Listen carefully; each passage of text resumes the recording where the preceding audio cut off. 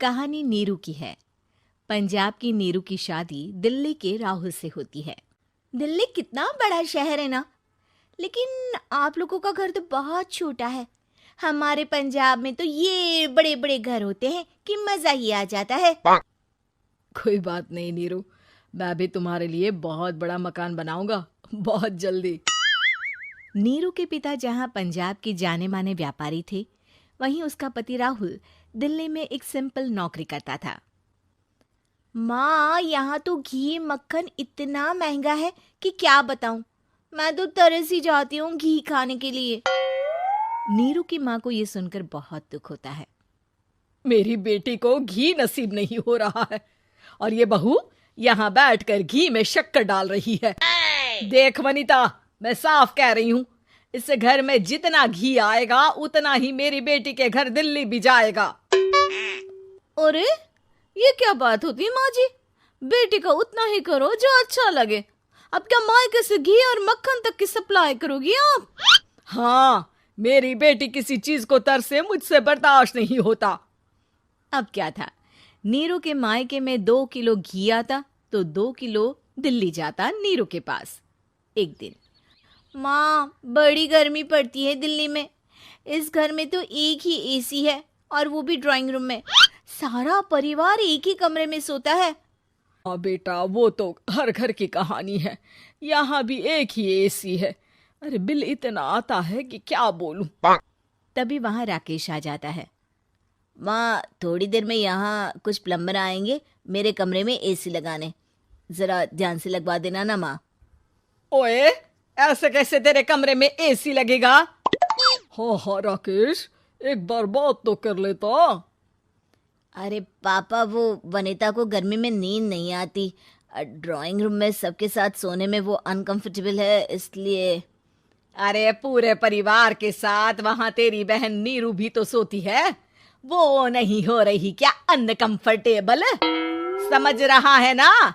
अगर एसी लगेगा तो एक दिल्ली में तेरी बहन के कमरे में भी लगेगा, तभी तू लगा सकेगा।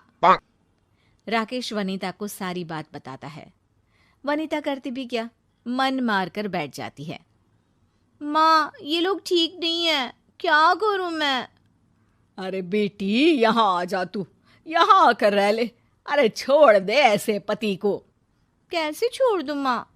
समाज क्या कहेगा, लोग क्या कहेंगे? वैसे भी मेरा एक बेटा है मयंक।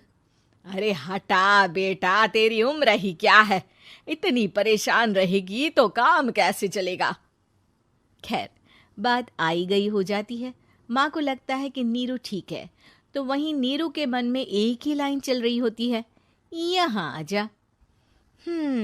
माँ ने तो बोल ही दिया है कि यहाँ आजा। बस मयंक थोड़ा सा बड़ा हो जाए, इन गरीबों को छोड़कर मैं वापस माँ के पास ही चली जाऊंगी। वो इसी सोच में बाजार में चल रही थी कि मैम, आपका दुपट्टा जमीन को छू रहा है। नीरू जैसे ही उस लड़के की तरफ देखती है, देखती ही रह जाती है। हाय रे, कितना सुंदर लड़का है ये। अब क्या हुआ? मैंने कहा आपका दुपट्टा। तो खुद ही उठाकर दे दो ना। लड़का समझ जाता है कि नीरू उस पर फिदा हो चुकी है। वो उससे उसका नंबर लेकर चला जाता है। अब क्या था, नीरू और रोहित में लगातार बातें होने लगती है। मैं हरियाणा का रहने वाला हूँ, यहाँ एक बड़ी कंपनी का मैनेजर हूँ। अच्छा, और कितने बच्चे हैं तुम्हारे? बच्चे? अरे मेरी तो शादी भी नहीं हुई है।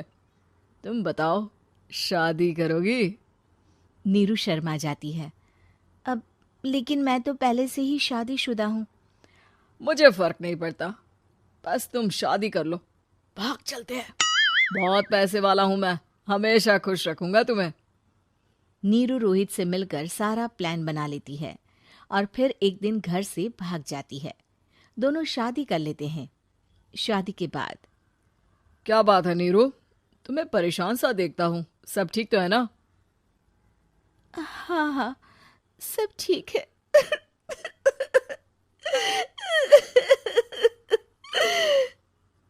ये कहते कहते ही वो रोने लगती है। अरे क्या हो गया, रो क्यों रही हो? मैंने तुमसे एक बात छुपाई है और वही बात अब मुझे परेशान कर रही है। रोहित, मेरा एक बेटा भी है, उसका नाम मयंक है। क्या बात कर रही हो? ये तुमने मुझे पहले क्यों नहीं बताया? देखो नीरू, मेरी माँ को मैंने ये नहीं बताया है कि तुम शादीशुदा हो। बच्चा मैं मैनेज नहीं कर पाऊंगा।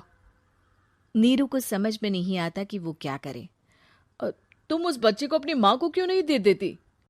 नीरू चुपके से माँ को फोन करती है। माँ, क्या मयंक को तुम रख सकती हो? बेटा, मैं राकेश के साथ बात करती हूँ। आखिर घर का बेटा वही है, जो वो बोलेगा।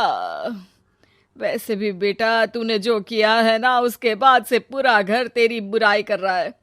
मैं भी अब किसी से तेरे लिए लड़ नहीं सकती।